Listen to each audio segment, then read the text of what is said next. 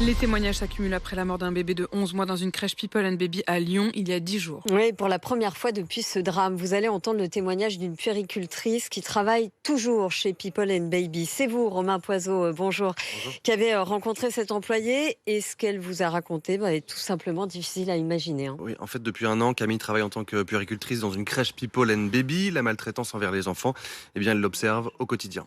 J'ai déjà vu une de mes collègues secouer un enfant par les épaules parce qu'il voulait pas arrêter de pleurer. J'ai déjà vu la même collègue mettre un gant plein d'eau sur le visage d'un enfant, pareil, parce qu'il ne voulait pas arrêter de pleurer. Autre chose qui s'est passé aujourd'hui d'ailleurs, ma collègue a donné de la purée bouillante à un bébé. Le bébé a hurlé de douleur et ma collègue a insisté à lui donner parce qu'elle n'avait pas le temps d'attendre que ça refroidisse, qu'il fallait passer à quelqu'un d'autre après. Des actes de maltraitance que Camille a pourtant dénoncés auprès de sa direction, mais sans réponse. Cette direction, elle l'accuse aussi de cacher la réalité du terrain sur l'insalubrité de la crèche, par exemple. On nous demande de mentir aux parents pour pouvoir garder une bonne image de la crèche. Quand les parents viennent faire une visite dans la crèche, vu qu'il y a de la moisissure sur les murs dans le dortoir bébé, on va inventer une histoire comme quoi il y a des bébés qui dorment dans le dortoir pour pas que les parents rentrent dans le dortoir et voient les moisissures. Je me sens un peu complice parce que j'assiste à ça et je suis impuissante, je peux rien faire.